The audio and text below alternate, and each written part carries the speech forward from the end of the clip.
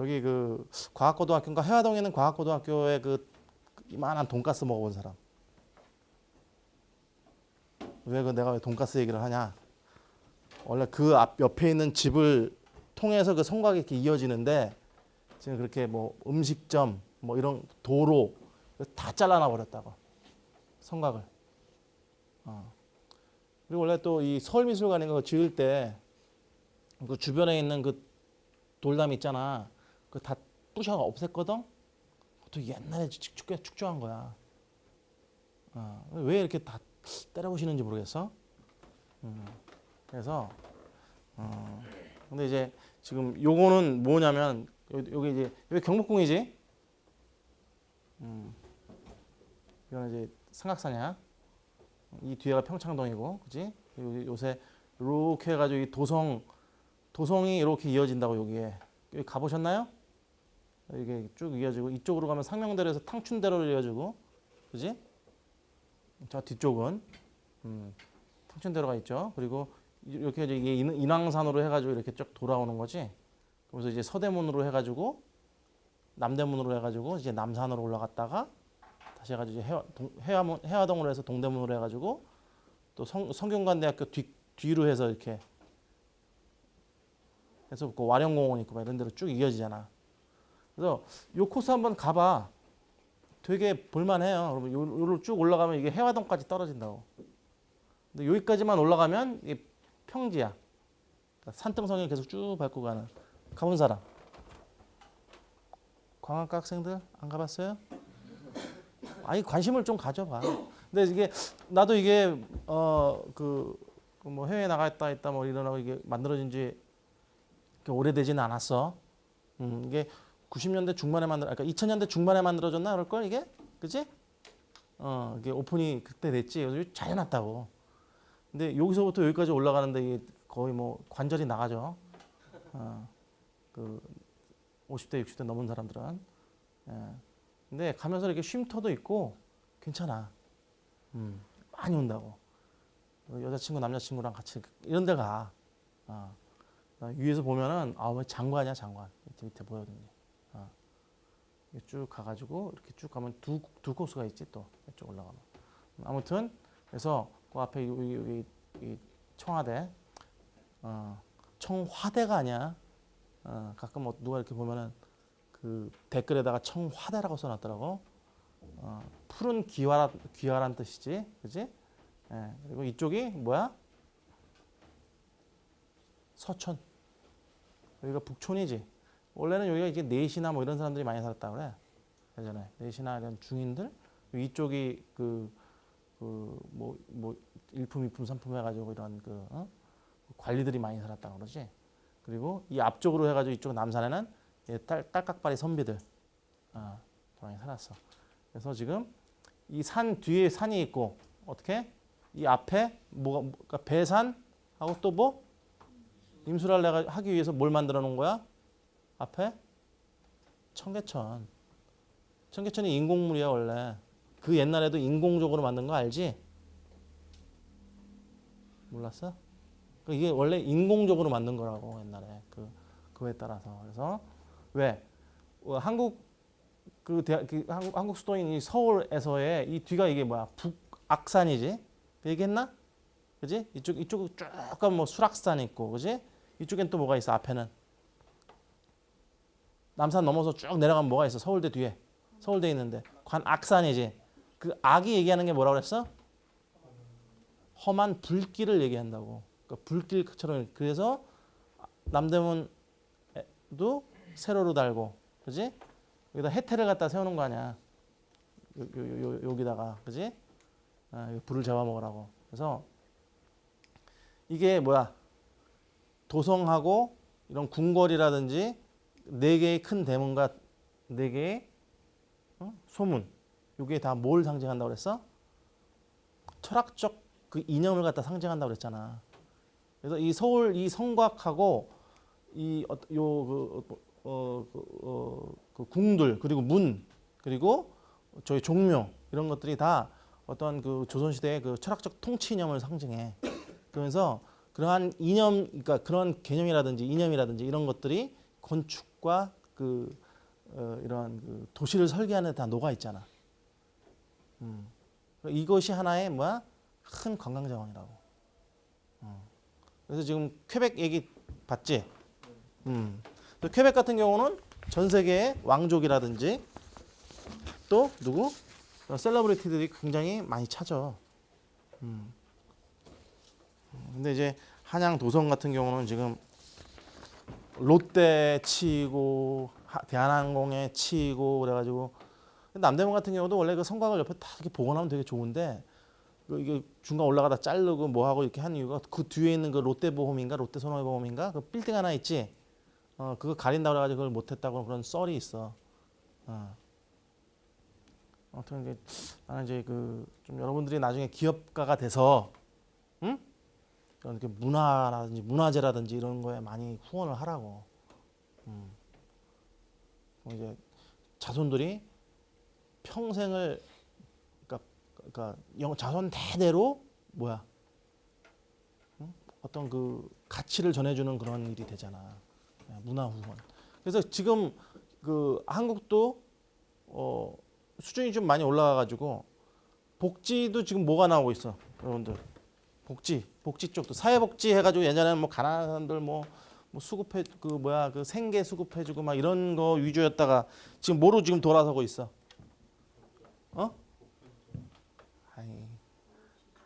아니 정말 관심이 없어.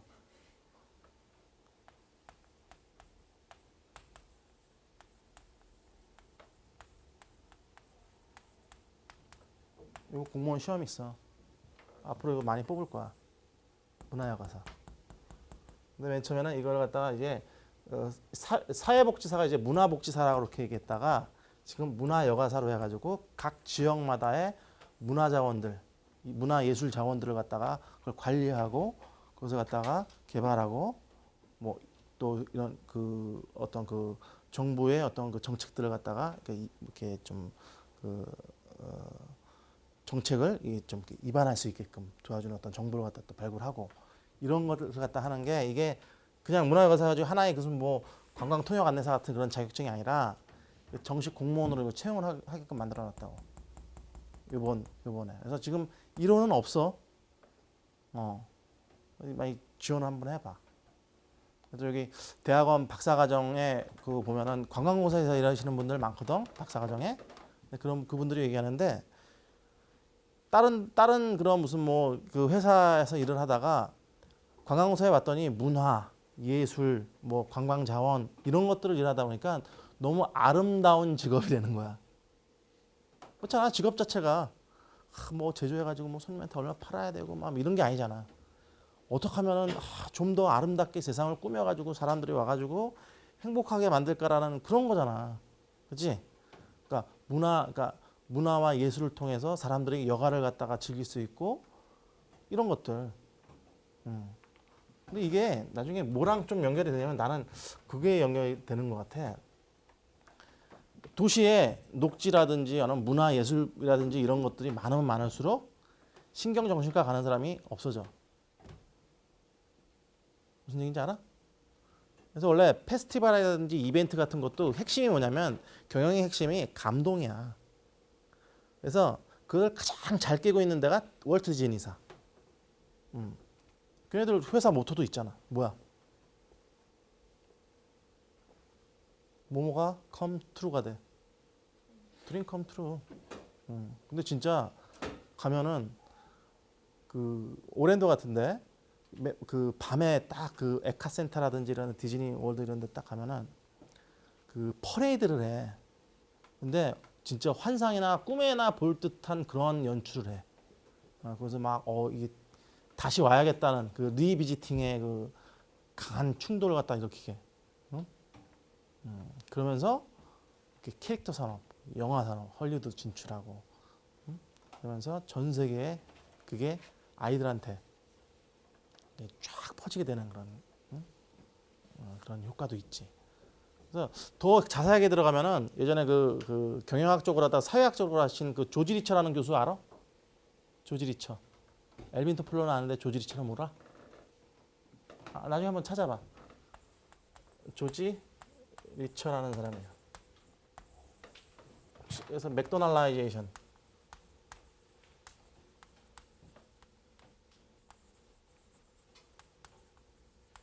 한글로 이렇게 돼 있을 거야. 책 제목이. 응? 그래서 여기서 그런 얘기를 해. 뭐냐면 유럽 아이들은 어렸을 때부터 문화, 예술, 역사와 막 어떻게 접촉을 많이 하잖아. 그러면서 어떤 신화의 세계를 갖다 직접 경험하고 지내잖니. 뭐 로마나 바티칸 같은 데 가면은 막 있잖아. 막 루브르 가면 막 나이키 상도 서 있고 막 신화에 나온 동상들 뭐 이런 그 예술의 내용들이 쫙 다 돼 있잖니. 그것을 어렸을 때부터 쫙 보고 자란 사람과 미국 근데 미국은 딱 뭐야? 신화가 있어? 미국의 신화는 뭐야?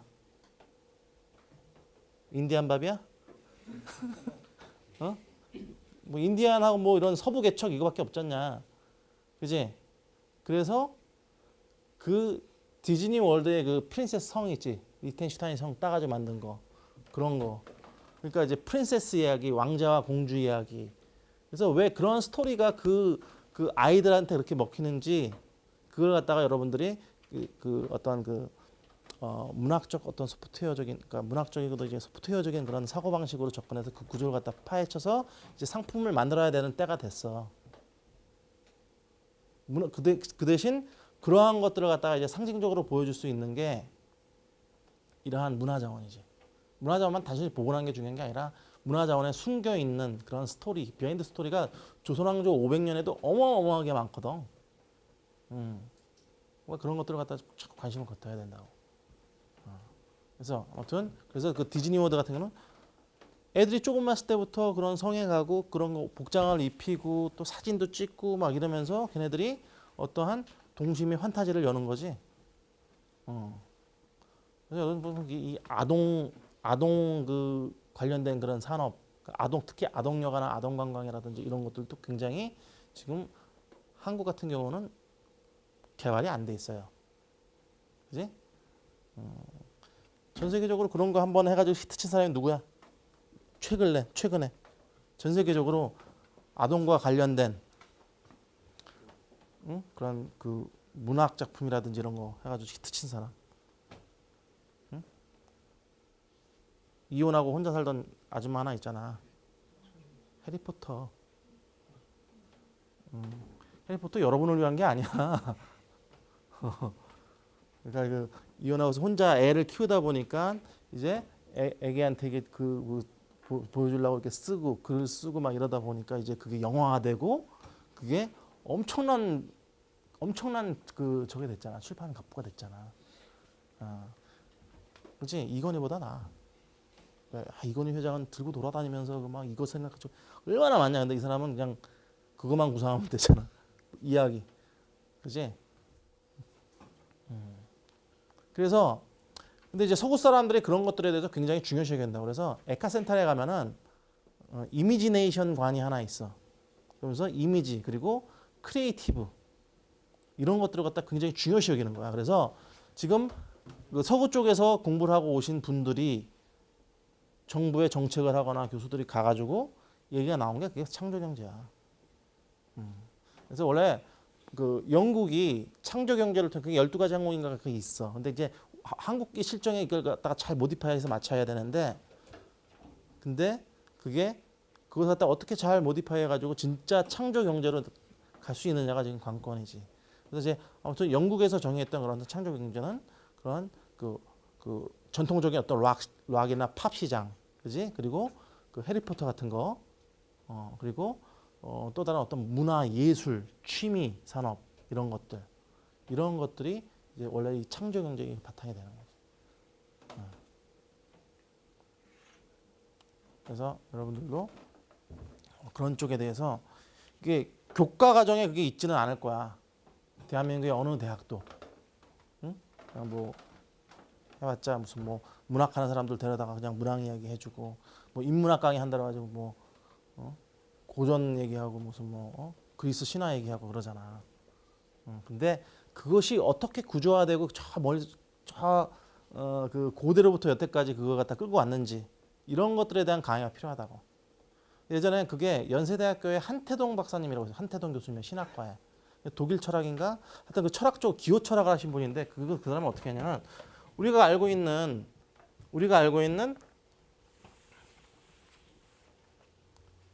기승 전결 이 구조 어디서 나왔니?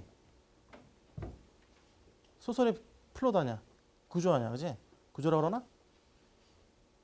소설이 아무튼 이렇게 기승전결로 구성돼야 되지. 이게 어디서부터 나온 것 같아?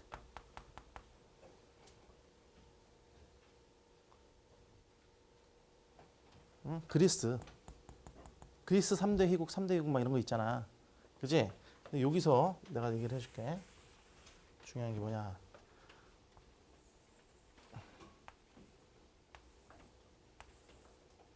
그리스 원형극장 이렇게 돼 있지. 관객도 쫙 앉아 있고 여기 막 이렇게 앉아 있어. 오이디푸스 왕에 대한 이야기를 해. 그리스 뭐야? 그리스 신화지? 그럼 오이디푸스 왕의 밝은 미래, 그러니까 부정적인 거, 뭐 이런 거 양쪽을 갖다 나눠. 얘네들이 보면은 그래서 플러스 마이너스 해가지고 등장 인물이라든지 뒤 그리고 얘네들은 그리스 희곡이나 비극 같은 게 뒤에 코러스가 항상 있어. 합창단이. 그래서 이렇게 뭐 이렇게 그 복창 같은 거를 해. 그러니까 복창이 아니라 합창 같은 거 뒤에서 이렇게 뭐 코러스를 계속 넣어준다고. 이야기가 전개가 흘러가면. 그러면서 오이디푸스 왕이 무슨 뭐 정쟁에서 이기고 뭐 쟁취하고 그랬을 때는 이쪽에서 나왔다 이쪽으로 사라져. 근데 뭐 막 그 아버지를 죽이고 막 어머니를 취하고 막 이쪽에서 이렇게 나타나. 그런 다음에 나중에 눈을 빼고 뭐 눈을 뽑고서 막 이렇게 방랑자가 되잖아. 그럼 또 이쪽에서 나왔다가 이렇게 사라지면서 이런 식의 구조, 그러니까 기하학적 구조에 기승전결의 구조를 갖다 연결시켜가지고 이거 한다고. 그래서 그래서 그리스 문학은 그리스 이 희극 비극은 이 원형 그 극장에 이 구조를 빼놓고는 얘기를 못하게 돼 있어 원래. 그러면서 이런 걸 갖다가 이제 기호적으로 분석을 해주는 그런 걸 했다고. 그래서 뭐 중세 때는 뭐 민영화 야수 이야기. 그러니까 중세를 이제 거쳐가면서 이제 미녀와 야수 이야기는 무슨 얘기야? 미녀는 이거고 뭐야? 야수는 이거지. 이게 돼가지고 이게 뭐 행복한 얘기가 나오고 막 그지? 근데 현대는 어때? 그렇잖아. 뭐 개구리 왕자, 뭐 그 무슨 뭐 그지 그 백설공주 이런 얘기가 다 뭐야? 뭐 이런 구조로 다 돼 있잖아. 그지? 근데 현대 대부분의 이야기들은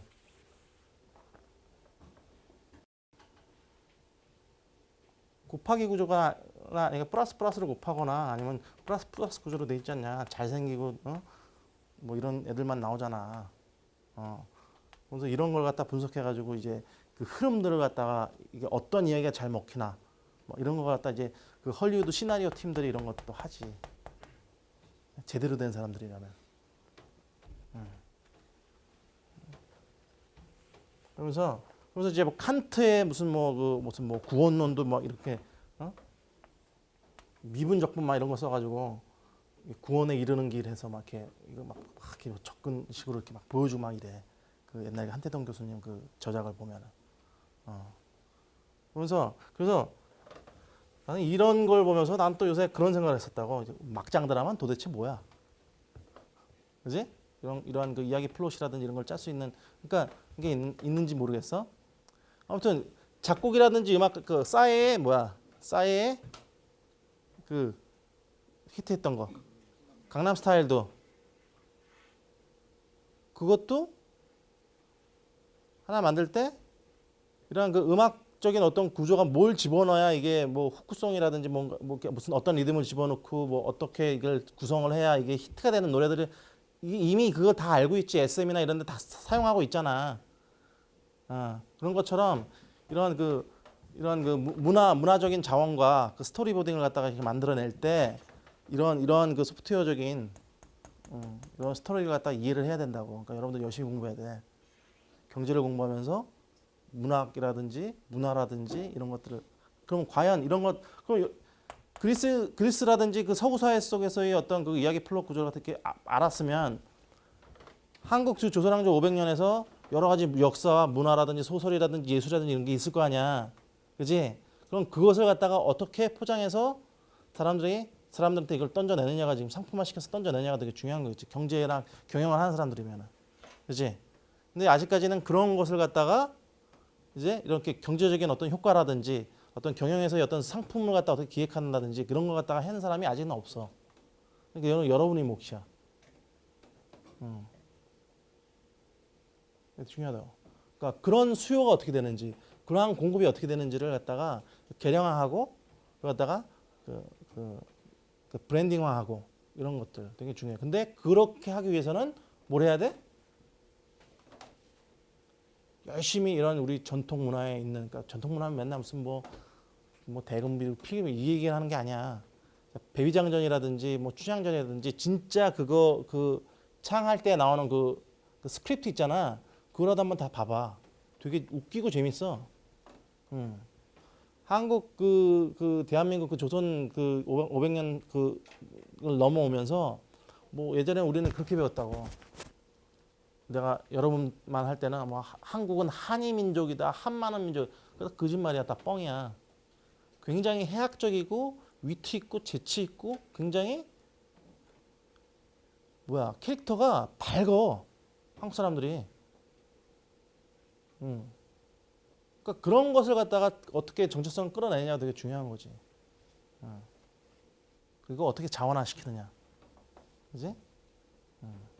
그런 캐릭터들이 이제 마치 허리우드에서는 그 슈퍼 히어로가 있잖아. 슈퍼 히어로는 캐릭터가 항상 등장하잖아. 빤스 거꾸로 있는 놈, 거미맨, 박쥐맨 많잖아. 내가 이렇게 얘기하니까 좀 웃기지. 걔네들은 어감이 이걸 거야. 근데도 열광하잖아. 그거 다 어디서 나왔어? 그냥 만화에서 나왔어. 만화 콘텐츠 같은 거.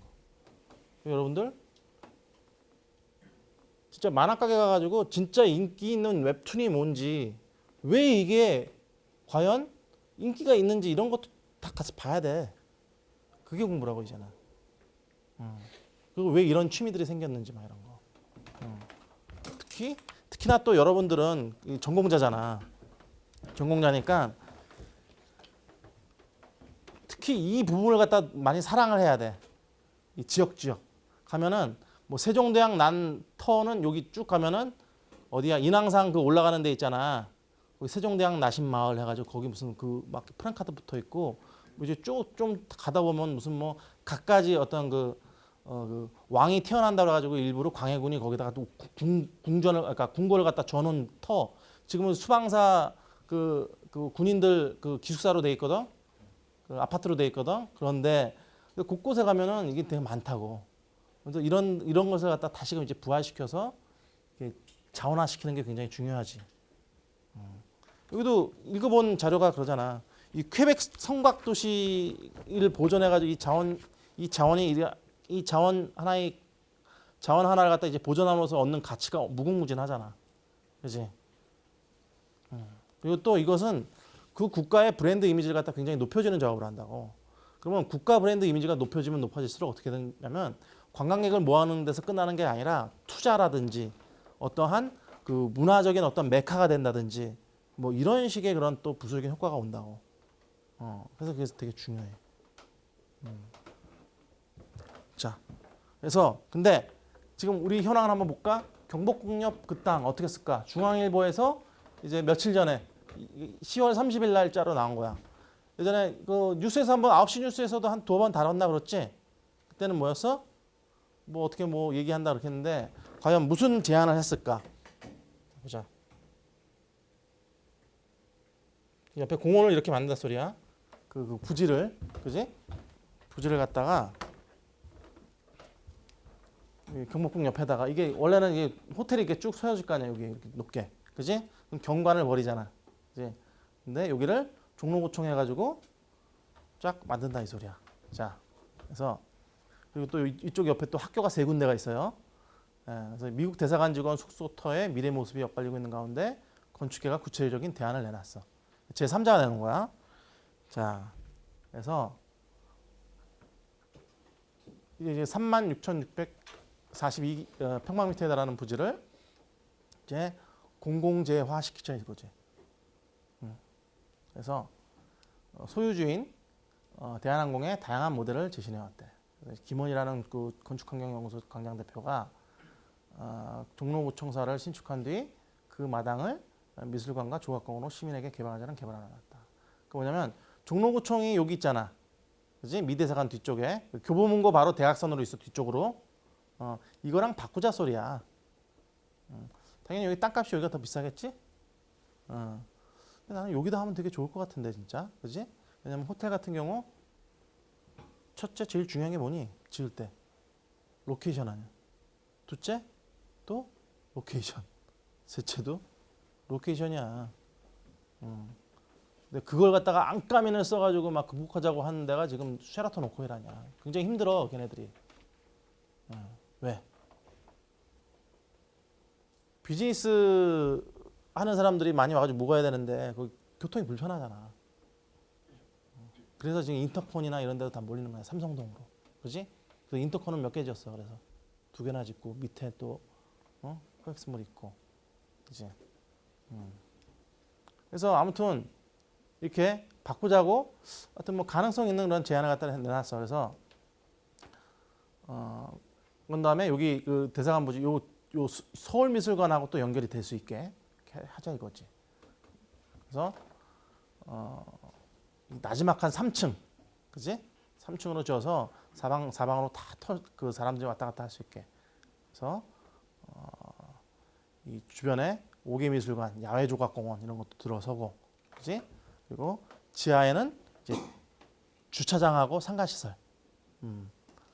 여기가 또 쭉 가면은 여기 삼청동 그 수제비 골목 있지 않냐 옛날에. 그 지금 이 주차 때문에 날린 거 알지?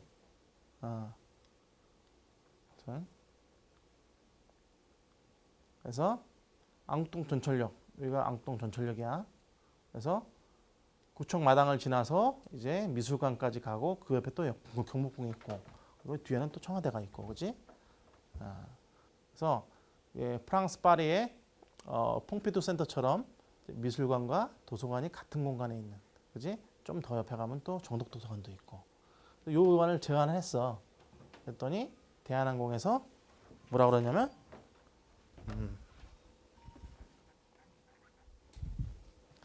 대한항공에서 뭐라 그랬냐면 뭐 남이 소유지를 갖다가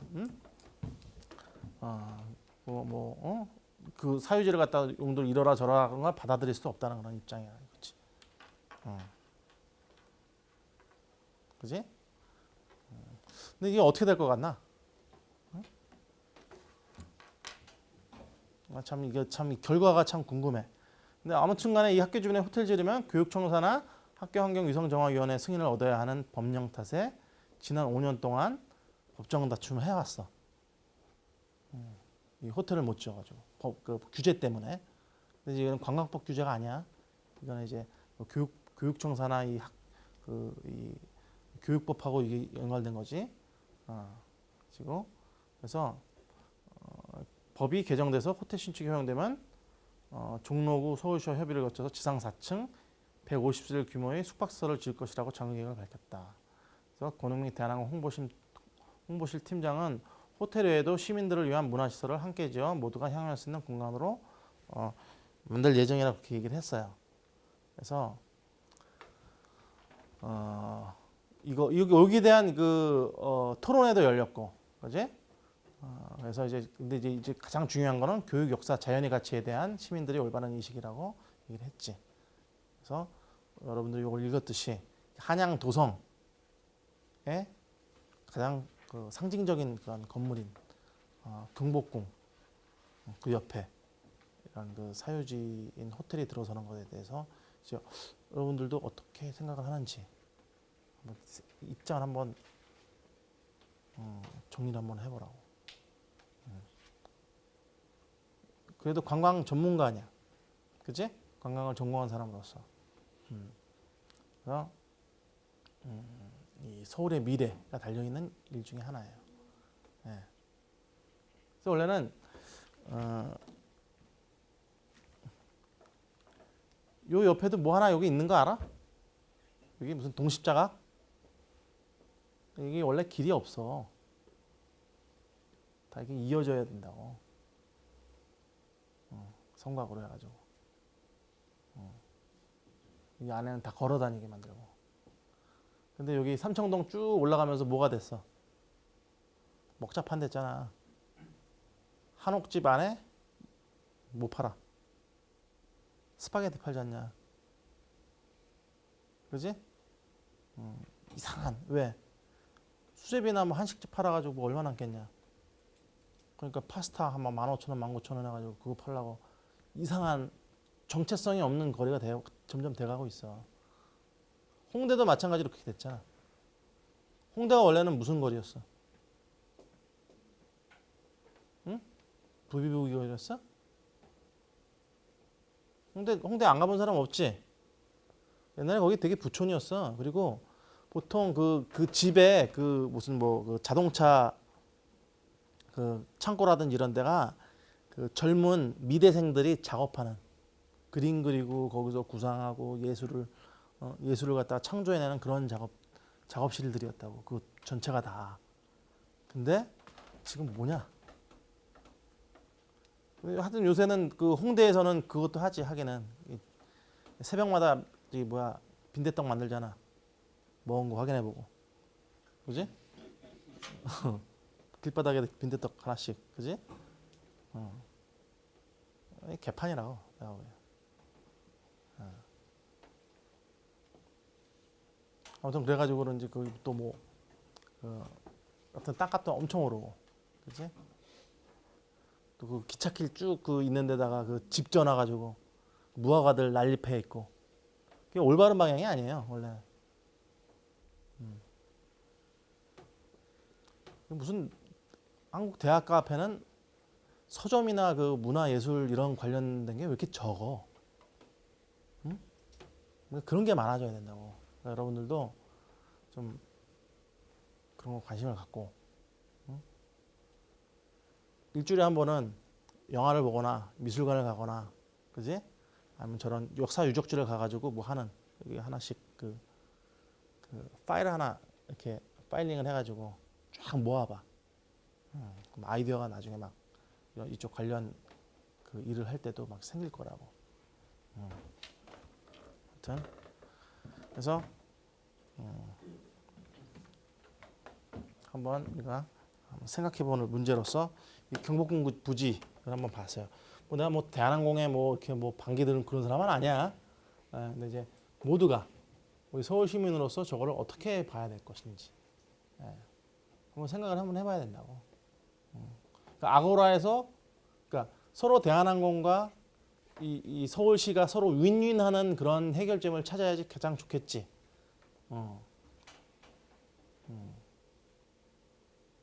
저렇게 되면은 괜찮을까? 저 제안대로? 어떻게 생각해? 또 다른 아이디어는 없어?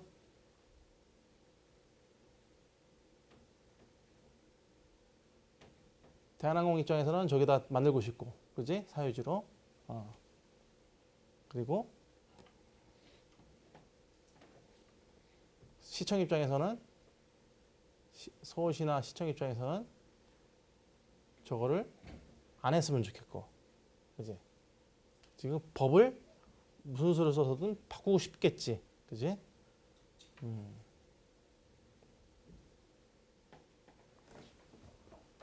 한번 생각해봐. 다음 주에 한번 물어본다. 아니면 이거 저거 할까? 보고서를 하나 할까? 싫어? 왜 이런 건 골치 아프니? 어? 생각 안 하던 거라. 응? 그냥 아예 알아서 하겠지. 다른 사람들이. 근데 여러분들이 생각해야 돼.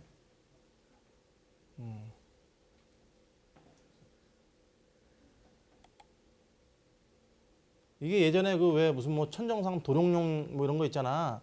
그만큼이나 중요한 일이에요. 런던 가면은 그 도심 그 1존부터 2존까지 해가지고 고층 빌딩이 전혀 없어. 저기 그 외곽 쪽 시티 구역 가가지고 그 빌딩 몇 개 있지. 걔네들이 뭐 돈이 없어가지고 이렇게 만들어 놨겠니? 왜? 경관의 중요성, 경관 자체도 하나의 가치라는 걸 알기 때문에. 예전에 한번 보여줬잖아. 그 스톤헨지 그거 옆에 그냥 생뚱맞게 그냥 그 도로 옆에 있는 거를 갖다가 잘 꾸며 놓으려고 얼마를 들였다고 그랬어 그때. 막 천문학적인 숫자를 들어가지고 하잖아. 뭐 시골 가는 길 그 옆에 딸랑 있는 걸 갖다 그렇게 만들어 놓은 민족들인데 그 정도의 그 문화적 소양이 있는 사람들이라고 그 사람들이. 근데 저는 저런 거에 대한 가치 그걸 갖다가 이제 정량적으로 측정이 돼가지고 정책에 반영이 안 되기 때문에 저렇게 얘기를 하는 거야. 지금 저렇게 이런 그 논의가 있는 거라고. 이거 원래 논의거리도 아니야. 세상 어느 나라를 다 가봐라. 문화선진국에서 저런 거 안 하지. 아니면 이제 나 같으면 이제 그 대한항공에서 약간 한옥식으로 호텔을 지면은 괜찮을 것 같아. 또 저게 공공부지가 되면 또 구청이라는 것 또 이미지가 또 그것이 있잖아. 공공기관 그지? 뭐 아름답진 않잖냐 적어도. 종로구청이 뭐 아름다워? 원래 한옥 호텔 짓는다고 하잖아. 한옥 호텔 아니? 내가 언제 한옥 호텔 짓는다고 했어? 그러니까 한옥 호텔 졌으면 좋겠다고. 원래 내가. 그렇게 알고 있어가지고. 아 그래? 대한항공에서 한옥 호텔 짓는데? 예. 근데 학교 측에서 가까워가지고 학교랑 그것 때문에 문제가 많은 거지. 한옥 호텔 짓는다고. 그래? 예. 한옥 호텔 짓는데? 그러니까 한옥 호텔 짓고 차라리 그런 식으로 그 경주에 지어놓은 거 있잖아. 그런 식으로 해가지고 관리를 민간에서 하면은 그게 더 좋은 수도 있어.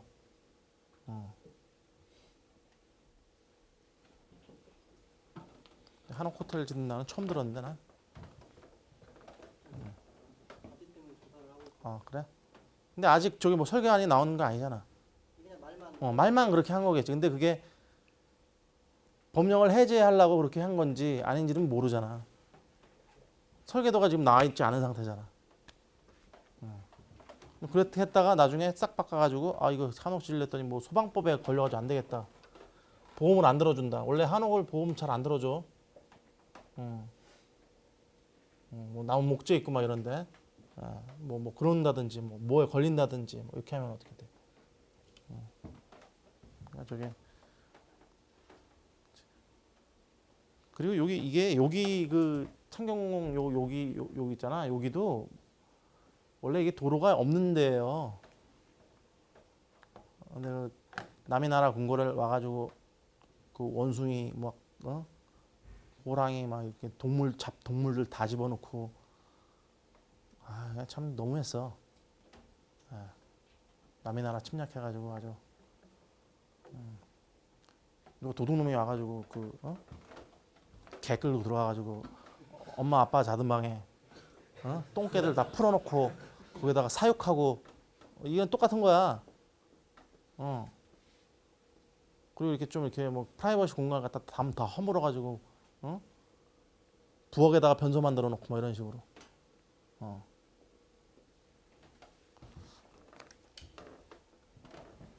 그래서 요새 천벌 받고 있는지도 몰라. 방사능 말이야. 자, 받고 수요를 한번 보자.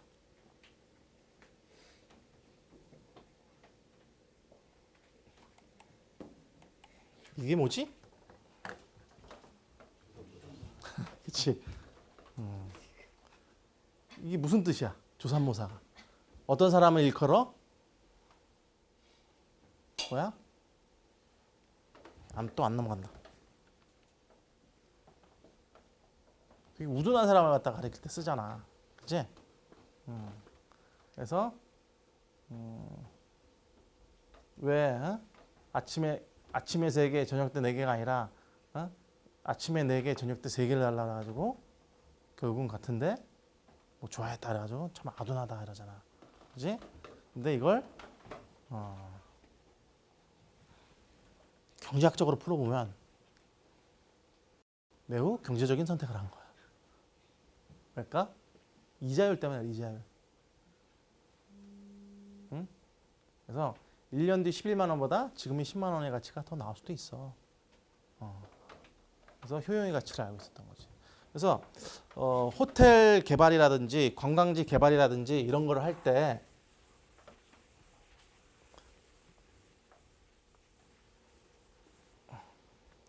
그 머니터리 밸류라 그래가지고 미국에서는 그 표가 있어. 그래서 몇 년 후에 돈의 가치 해가지고 그걸 따져가지고 이렇게 하더라고. 여기서도 그 호텔 재무 시간에는 배우나?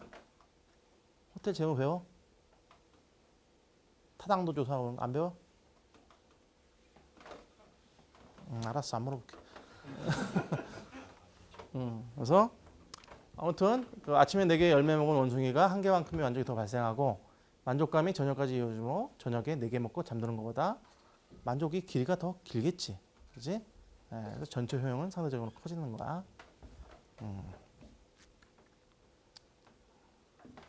자, 관광수요 이게 되는 것처럼 해야지. 그래서 수요. 자, 수요란 무엇이냐? 소비자가 그 재화를 구매하고자 하는 욕구를 얘기해. 수요. 손님들이 산 양이나 판매량을 얘기하나? 아니야. 수요량은 그 재화를 구매하고자 하는 양이다. 개념이 좀 우리가 생각하는 거랑 좀 틀려. 그래서 수요란 구매하려고 willingness to purchase야. 구매하려고 하는 의도다. 그래서 수요량이랑 주어진 조건에서 소비자가 그 재화를 얼마나 구매하려고 하는가를 나타내는 양이지 실제 구매량을 얘기하는 게 아니에요. 그래서 실제 존재량 또는 공급량과는 전혀 관계가 없어요. 자, 그래서 수요는 어떤 기간 동안의 그 흐름을 얘기해. 흐름을 의미하고 그래서 따라서 수요는 특정 기간당 얼마라는 식으로 표현돼야 돼. 그래서 예를 들어서 뭐 태종대의 연간 방문 수요는 30만 명이라든지 경복궁의 연간 방문 수요는 뭐 몇백만 명이라든지 뭐 이런 식으로 표현이 돼야 되겠지. 자, 그래서 근데 이제 수요도 두 가지 분류를 한번 나눠 보면은 그 개별 수요가 있고, 그러니까 각 개인이 수요를 얘기하는 거죠. 그리고 시장 전체의 수요를 얘기하는 이 시장 수요라고 우리가 얘기를 할 수 있어요. 그래서 근데 이 관광 수요는 뭘까? 역시 관광 소비자가 효용을 얻기 위해서 관광 행동을 하고자 하는 욕구를 얘기하는 거예요. 자, 관광지의 수요는 어떻게 측정을 할까? 일반 뭐 사과라든지 뭐 공산품이라든지 농산품이라든지 이런 생산된 것들 이런 것들이 그 일반 경제제의 경우, 그렇지? 구매량이 수요를 파악하는 척도로 이용이 된대. 근데 관광 수요는 우리가 뭘 따지냐면 방문자 수, 관광인 수 이게 있어. 그래서 방문자 수는 뭐야? 넘버 오브 비지터. 근데 여기서 우리가 방문객이라고 주로 많이 얘기를 하잖아. 그렇지? 관광객이라고 얘기를 안 하고. 왜냐면 그게 측정을 하는 데 있어서 더 세밀하게 조사를 하지 못해서 그래. 그래서 뭐 여러분들이 뭐 홍콩을 간다든지 아니면 우리 중국 학생 한국 들어올 때 뭐 썼죠? 한국 들어올 때 입국 카드 쓰죠? 거기에 비지터 카드 뭐 비지트 관광 그러니까 방문 목적 이렇게 써 있죠. 근데 왜 관광 목적 안 써 있잖아. 그지? 그래서 방문 목적 해가지고 거기에 사업이냐 관광이냐 친구를 만나냐 뭐를 하냐 기타냐 뭐 학술회의냐 해가지고 나눠서 총 방문객들을 갖다가 계산을 하게 돼 있어. 이것도 UNWTO에서도 마찬가지로 이런 식으로 계산을 해. 자, 근데 이게 정보의 왜곡을 불러일으킬 그런 그 우려가 있는데 그 얘기는 뭐냐? 4박 5일 체류하는 10명하고 1박 2일 체류하는 10명 이거는 틀리거든 정보에서. 근데 똑같이 계산이 되겠지. 그렇지? 왜? 예전에 싱가포르하고 우리가 마카오 케이스에서 우리가 뭘 얘기했어?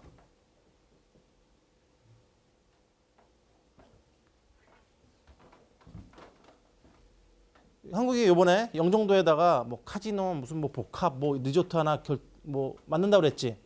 복합 리조트는 뭘 보고 결정하는 거야? 뭘 늘리려고? 체류 기간을 늘리려고 하는데 이게 그런 정보가 이걸 갖다 같이 계산해 버려 가지고 뭐 얼마 들어오는데 뭐 1,000만 명 들어오는데 그 중에 몇 명은 쓰겠지.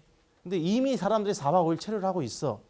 그러면 카지노 복합 리조트를 갖다가 그러니까 복합 리조트를 만드니까 카지노는 이게 1, 2일짜리지 원래. 카지노를 갖다 1, 2일짜리를 늘리려고 하는 거지. 이미 4박 5일 이상으로 이렇게 쭉 오래 머물고 있는데 더 머물 수 있는 그러한 걸 개발해야 되잖아. 그지? 왜? 리조트 같은 경우는 1박 2일짜리 체류하는 사람이 많을 때 개발하는 사람이야. 응? 무슨 얘기인지 알죠? 그렇기 때문에 이 정보의 왜곡이 되면 어디에 투자를 해가지고 그 산업을 갖다 투자해가지고 이거 지원을 하느냐가 지금 그게 왜곡이 될 수 있겠지. 그래서 이 방문자 수 안에 관광자 수 그리고 관광객이 얼마나 체류하느냐 이런 걸 갖다가 따져서 카지노를 지을지 리조트를 지을지 이런 게 결정이 되겠지. 만약에 1박 2일 체류하는 사람이 많아. 근데 돈은 안 써. 그럴 때 카지노라면 어떻게? 좋겠지. 역시 뭐 이렇게 요 숫자만 갖고 하는 건 아니고, 그지?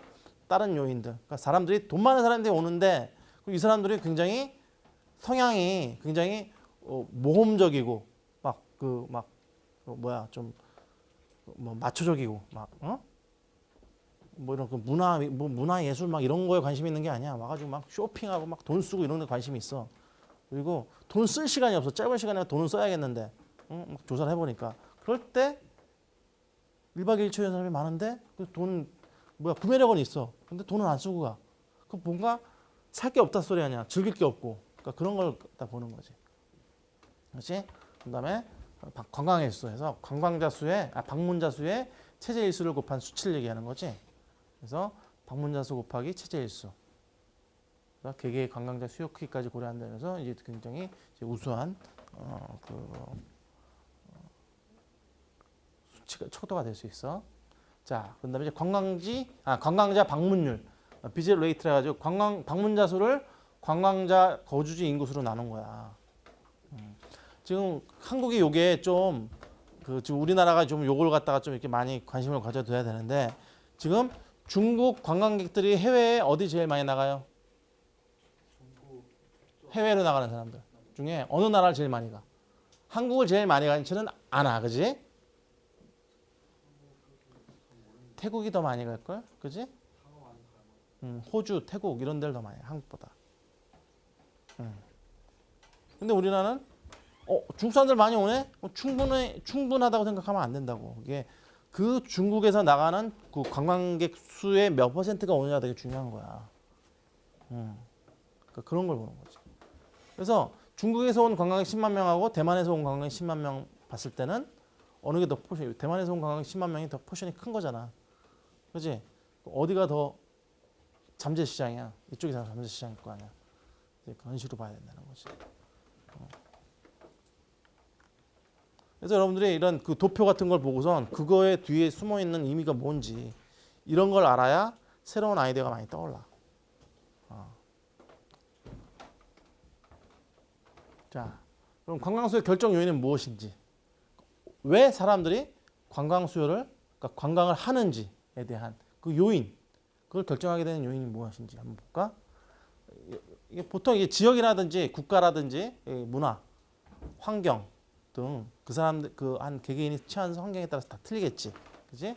그래서 따라서 이 관광을 연구하는 학자들이 특정 지역의 관광 수요 요인이 무엇인지를 갖다가 파악해서 일반 요인이 무엇인지를 갖다가 밝혀서 이쪽이 그 실무 쪽에서 쓰게 하게끔 하는 게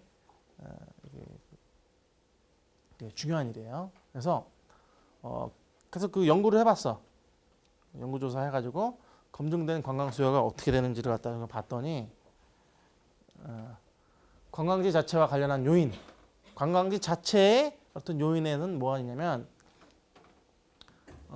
첫 번째 그 관광지 자체의 요인, 그러니까 데스티네이션 요인, 자원의 고유적인 매력도, 그리고 관광지로부터의 어떤 컨비니언스, 어떻게 편의성이 있는지, 그리고 접근성, 그지? 거리라든지 거기 가는 항공편이 많이 있는지, 그지? 그리고 주변 관광지 존재 여부, 그러니까 경쟁자들, 주변에 있는지 없는지. 그치? 그래서 과거에는 한국, 일본, 중국이 있어. 그럼 사람들이 어딜 많이 가는 줄 아니? 한국보다도 일본이나 중국을 많이 갔다고. 왜? 다 비슷비슷하다고 생각을 하니까. 그래서 자꾸 대한민국도 그 브랜드를 갖다가 이제 좀 정체성을 갖다 살리는 쪽으로 해가지고 좀 다르다. 다른 나라와 다르다는. 그래서 지금 관광공사에서는 뭘 가지고 지금 하고 있어? 내셔널 그러니까 관광 아이콘으로 기, 흥, 정, 그지? 유니버셜 에너지. 그래서 하다못해 비빔밥을 하나 설명할 때도 어떻게 해? 응? 음과 양이 조화된 그 밥을 먹는다고 설명을 하잖아. 그 흥, 아주 뭐 축구 게임이라든지 월드컵 때 보여줬던 그 열기, 막 이런 것들을 갖다 소개를 하고 정, 그 드라마, 겨울 소나타라든지 이런 데서 보여주는 그리고 대장금이라든지 이런 데서 보여주는 그 한국 드라마에서 나오는 어떤 정 이런 것들을 갖다가 자꾸 소개를 한다고. 그리고 대체 관광지와 보완적 관광지의 존재가 있는지 없는지. 딱 왔는데 스키 타러 왔는데 막 온난화 때문에 막 다 녹았어. 그러면 사람들이 뭐 딴 거 즐길 거라도 있어야 될 거 아니냐. 그지? 그런 면에서 비발디 같은 게 많이 있어야겠죠. 거기 이제 잘 만든 것 같아. 왜냐면 스키 계절성을 갖다 피하려고 워터피아인가 이름이 뭐야? 이름이 뭐지 그게? 애프터스쿨이 선전한대. 오션월드, 그지? 오션 그러니까 겨울에는 요새 제일 좋아하잖아. 봄 가을이 없어져가지고, 그지? 시즌이 점점 줄어들지 않냐? 휴지까지 그 뭐야 비수기 수준이 점점 줄어들잖아 걔네들은. 이제 겨울도 길어지니까 좋고 여름 그렇게 더우니까 그지? 그래서 돈 많이 벌었나 봐. 그래서 다 셔틀이 다 뭐야 얼마 공짜지? 서울에서 거기 가는 거. 그래서 예전엔 나는 그 홍천에 그 친구 그 휴가 따라갔다가 거기서 그냥 그거 타고 왔네. 거기까지 데려다 주더라고. 갑자기 얘가 야 그냥 이거 공짜니까 타고 가 그러더라고. 그래서 잠실에 나가가지고 지하철 타고 왔어요. 근데 엄청나게 많아. 그 수요가 굉장히 많다 소리야. 그래서 되게 성공한 그런 모델 중에 하나지. 계절성을 피해서 콘도 장사도 하고 스키 장사도 그러니까 스키장도 개설하고 오션월드도 하고, 그지? 오션 테마파크도 하고 워터 테마파크지. 그리고 수영 능력이 얼마나 있는지, 그리고 혼잡도, 응?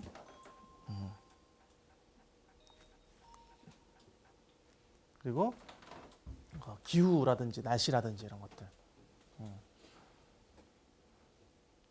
이 어떻게 되는지에 따라서 이게 달라지겠지. 그 왜 동남아 사람들은 겨울에 한국 많이 와요? 예. 예전에도 진짜 겨울 좋아하는 사람들 그 한국 사람들이 그 일본 저기 위에 어디냐 그 홋카이도인가? 그쪽에 많이 갔잖아. 그리고 겨울 같은데 또 대마도 같은데 가면 어때? 좀 따뜻하지 않냐?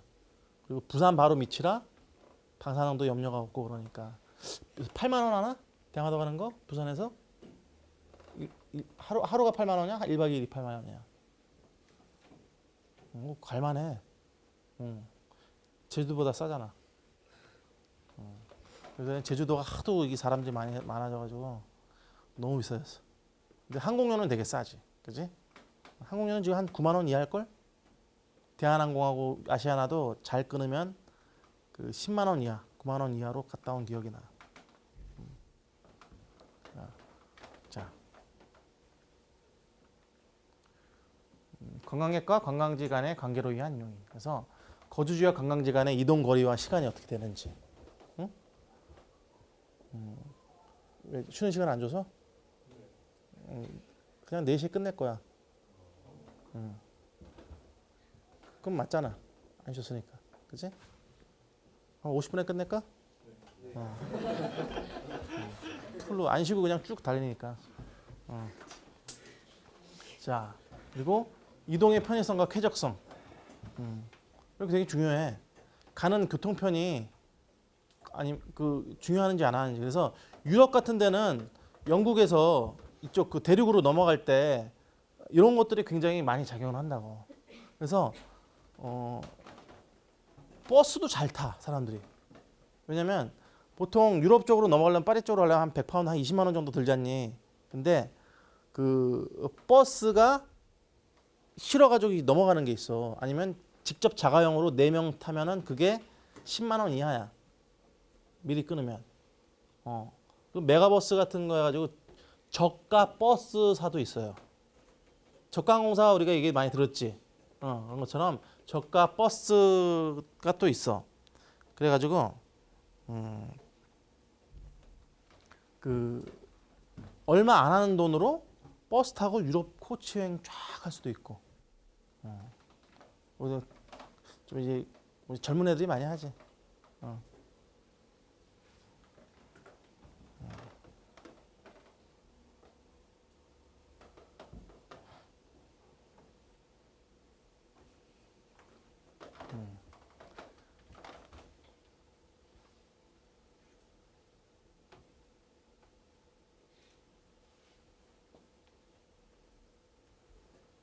그리고 그 이동에 드는 비용들, 그지?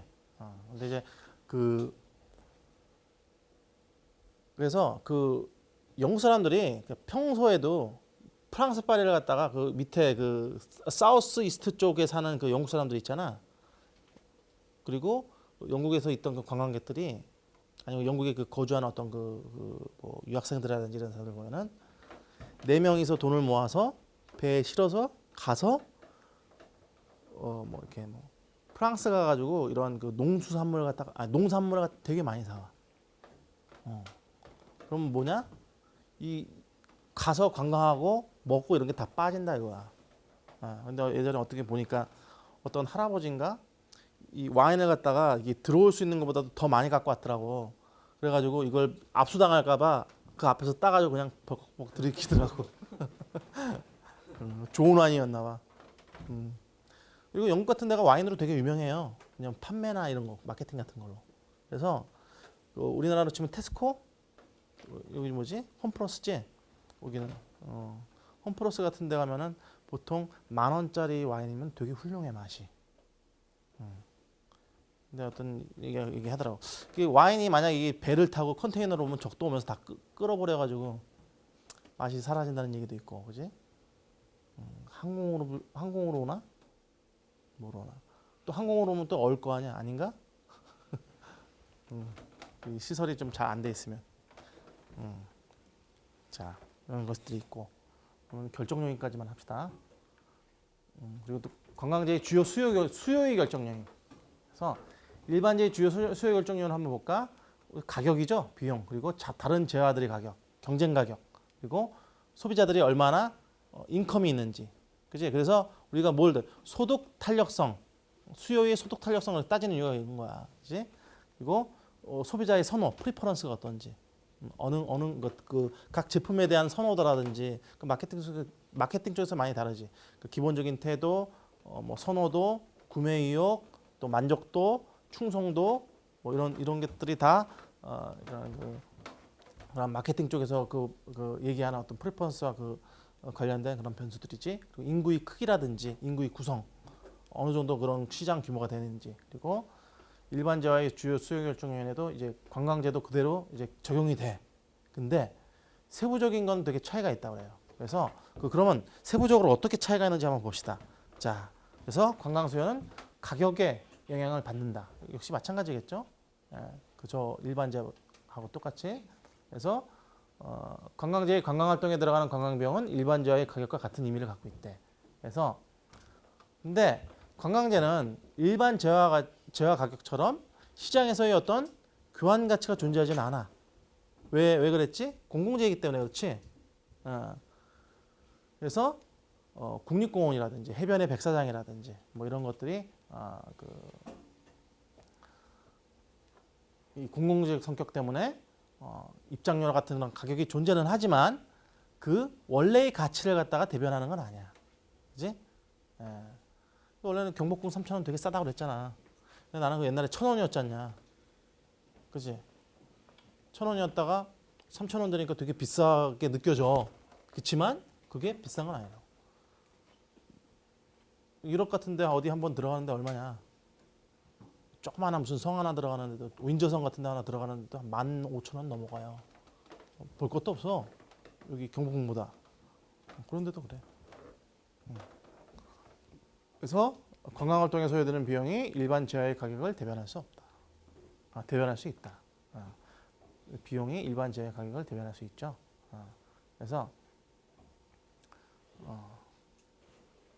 이렇게 비용의 영향을 받는 걸 받고, 그래서 관광활동에 필요한 비용이 크면 관광 수요는 작아지고 비용이 작으면 관광 수요는 커진다. 그렇게 가격이 오를수록 수요량이 감소하게 돼 있지.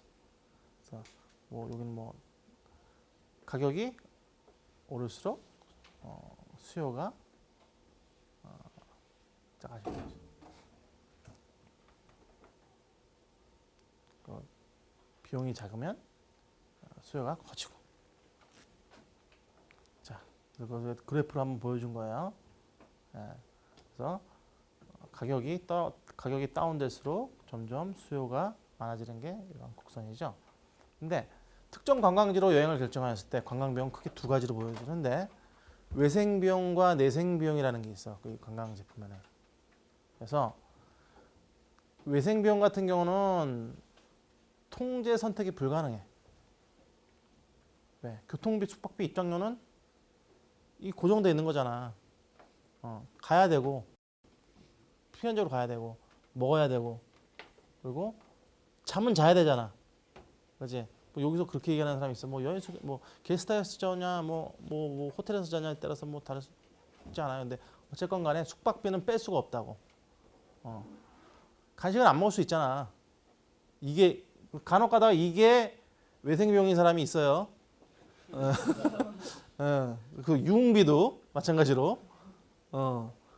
또 뭐 쇼핑 중독 걸린 사람이 이게 또 외생비용일 수가 있겠지. 근데 아무튼간에 내생비용이라 하면 여기서 얘기하는 거는 안 해도 될 수 있는 것들을 얘기하는 거야. 그래서 그럼 뭐가 더 영향을 미치겠어? 수요에. 외생비용에 영향을 미치겠지. 그래서 예전에 한국 같은 경우는 한국 방문이 해를 갖다가 도와주기 위해서 정부에서 뭐를 했어? 영세율을 갖다 한번 한 적이 있지. 부가가치세를 안 붙였어. 어디에? 관광 호텔에. 그지? 그러면 몇 퍼센트가 다운되는 거야? 10%를 갖다가 안 받잖아. 그지? 그러니까 10,000원 할 호텔 룸값이 한 10%가 그러니까 부가가치만큼 빠지겠지. 그치? 그래서 그때가 좋았다고들 얘기해. 그 인바운드를 하는 여행사나 호텔 업자, 그 숙박업자들은 그게 되게 또 안 하나 그러고 있어. 자, 그리고 그래서 이런 기업 또는 관광지 수요 증가를 위해서는 관광객이 직접적으로 의식하는 외생 비용의 규모를 줄여줘야 된다고. 근데 여기서 직접적으로 의식한다는 게 무슨 말이냐면 그러니까 여기 A라는 관광지가 있어. B라는 데에서 이 관광객이 이렇게 해가지고 이렇게 송출이 돼가지고 이렇게 가. 근데 여기서는 사람들이 가기 전에는 돈에 대해서 되게 민감해. 근데 일단 여기 들어오잖니. 그래가지고 오기 전에 숙박료를 계산하는 거랑 여기 있으면서 하루 더 있어야겠다 그러면서 숙박료를 쓰는 거랑은 이게 더 비싸도 그걸 거기서 무감각해져. 그런 연구 결과가 있다고. 그래서 직접적으로 의식하는 것뿐만 아니라 어디서 그걸 갖다가 어떻게 의식하느냐는 것도 되게 중요한 거지. 그리고 관광기업 또는 관광지 수익 증가를 위해서는 관광객들이 내생비용 관련 지출의 규모가 이게 또 커지게 해야 어떻게 돼? 수익이 더 많아지겠지. 이건 한도 끝도 없이 올리게 되면 어떻게 돼? 악명 높아지잖아. 일본이라든지 스위스 같은 데 어때? 비싸잖아. 특히 또 환율 때문에 또 이게 또 비싸졌잖아. 그렇지? 예전에 내가 여러분 나이 때인가 한국 돈 100원이 일본 돈 500원인가? 한국 돈 500원이 일본 돈 100원인가? 그랬어. 1대 5였다고. 지금 얼마지? 지금 10대 몇이지? 2배가 늘어났잖아. 그지? 자, 그러면 여기는 이제 부산 얘기를 했는데 이건 이제 부산에 있는 교수한테다가 이 자료를 받았기 때문에 부산 얘기가 나서 우리는 한번 남대문으로 동대문으로 한번 해볼까? 동대문 동대문에 대한 동대문 어디야 패션타운 관광객 많이 오잖아요, 그지? 거기 방문 그러니까 그 외국인들이 만약 방문을 한다고 해봐. 그럼 방문 수요 증가를 위해서 외생 비용을 줄이고 내생 비용을 높이는 마케팅 전략이 어떤지 한번 집에 가서 생각을 한번 해보세요. 알았어요? 네. 호목이야. 써오진 않아도 돼. 누군가에게 물어볼 거야. 그래서 외생 비용과 내생 비용 무엇이 있을까? 그리고 어떻게 하면 이것을 외생 비용 줄이고 내생 비용을 늘리는 방법을 가질 수 있을까? 자, 오늘 수업은 여기까지 할게요. 네.